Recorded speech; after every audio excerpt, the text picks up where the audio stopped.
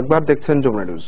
দেশের বাইরে খবর। পরমাণু কর্মসূচি নিয়ে ইরানের সাথে পশ্চিমাদের চুক্তি ইসরায়েলের নিরাপত্তাকে হুমকিতে ফেলবে, এমন মন্তব্য করেছেন ইসরায়েলি প্রধানমন্ত্রী বেনিয়ামিন নেতানিয়াহু। ওয়াশিংটনে আমেরিকান ইসরায়েল জনকল্যাণ কমিটি AIPAC আয়োজিত এক সমাবেশে এই মন্তব্য করেন তিনি। জাতিসংঘ নিযুক্ত মার্কিন দূত সামান্থা পাওয়ার, ওবামার নিরাপত্তা উপদেষ্টা সুসান রাইস ছাড়াও অন্তত 16,000 অতিথি অংশ নেন এই অনুষ্ঠানে। ইরান সন্ত্রাসীদের মদদ যোগাচ্ছে বলেও অভিযোগ করেন ইসরায়েলি প্রধানমন্ত্রী। মঙ্গলবার মার্কিন কংগ্রেস ভাষণ দেবেন নেতানিয়াহু। ইরাকে আইএস জঙ্গিদের দখলে থাকা দুটি অঞ্চল পুনরুদ্ধার করেছে যৌথ বাহিনী। সোমবার এই দাবি করে দেশটির নিরাপত্তা কর্মকর্তারা। এ দুটি অঞ্চল হল তিকরিত বিশ্ববিদ্যালয়ের কাছের আল তিন ও আল আবেদি জেলা। এছাড়া আল দেওর ও আল আলাম এবং কুদিসিয়া শহর আইএস এর সাথে ব্যাপক লড়াই চলছে। অভিযানে এরই মধ্যে 11 জঙ্গি ছাড়াও নিহত হয়েছে অন্তত 5 জন সেনা সদস্য। রোববার রাতেই সাবেক প্রেসিডেন্ট সাদ্দাম হোসেনের নিজ শহর কিরকুক পুনরুদ্ধারে অভিযানে নামে যৌথ বাহিনী। ইরাকি সেনাবাহিনীর 27,000 সদস্য ছাড়াও অভিযানে যোগ দিয়েছে শিয়া ও কুর্দি যোদ্ধারা। স্থানীয়দের নিরাপদে সরে যাওয়ার নির্দেশ দেওয়া হয়েছে। গত বছরের জুনে শহরটি দখলে নিয়েছিল আইএস।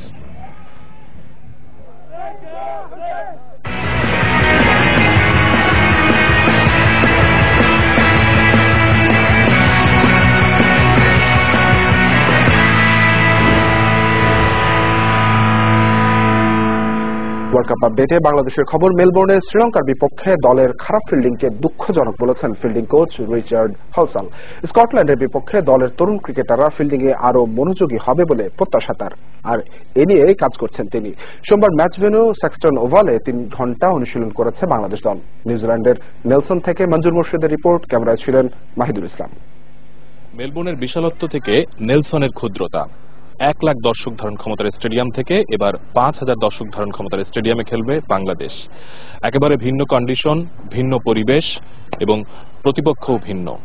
এবং এবারের টার্গেট অবশ্যই জয়, কারণ বাংলাদেশে কোয়ার্টার ফাইনাল খেলতে হলে স্কটল্যান্ডের বিপক্ষে জিততেই হবে। স্যাক্সটন ওভালের সাথে পরিচয় হলো বাংলাদেশ ক্রিকেট দলের। ব্যাটিং সেশনে মনোযোগী তামিম, মুশফিক, সাকিবরা, কিন্তু বড় একটা দুশ্চিন্তা এখন ফিল্ডিং নিয়ে। মেলবোর্নে শ্রীলঙ্কার বিপক্ষে ক্যাচিং, গ্রাউন্ডস ফিল্ডিং কোনোটি ঠিকমতো হয়নি। এখন স্কটল্যান্ডের বিপক্ষে ডু অর ডাই ম্যাচের আগে আবারও ফিরে এলো ফিল্ডিং প্রসঙ্গ। দলের ফিল্ডিং কোচ রিচার্ড হালসাল অবশ্য স্বীকার করছেন, ম্যাচের শুরুতে এনামুল বিজয়ের ওই ক্যাচ ফেলে দেওয়ার প্রভাব কাটিয়ে উঠতে পারেনি বাংলাদেশ। আগের ম্যাচে কিছু ক্যাচ ড্রপ হয়েছে, আমরা রান আউট মিস করেছি, এটা খেলারই অংশ। গুরুত্বপূর্ণ ব্যাপার হলো ভুলটা করার পর ছেলেদের মনোভাব কেমন ছিল। তারা সেদিন সবাই আপসেট ছিল। পরের ম্যাচে তারা এমনটা করবে না, এটা আমার বিশ্বাস।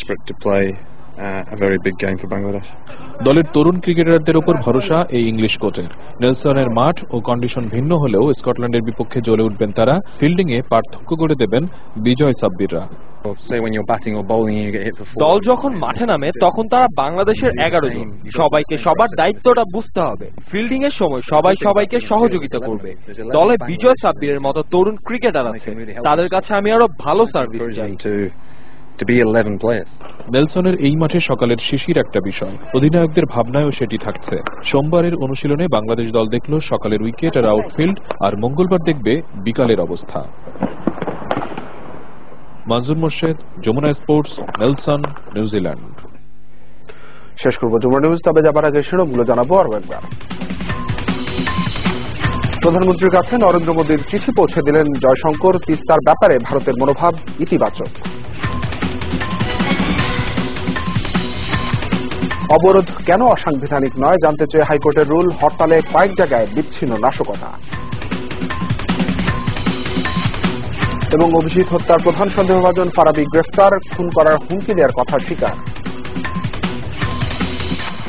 দর্শক, এই ছিল এখন কর্মতা। তখন সঙ্গে থাকার জন্য ধন্যবাদ সবাইকে।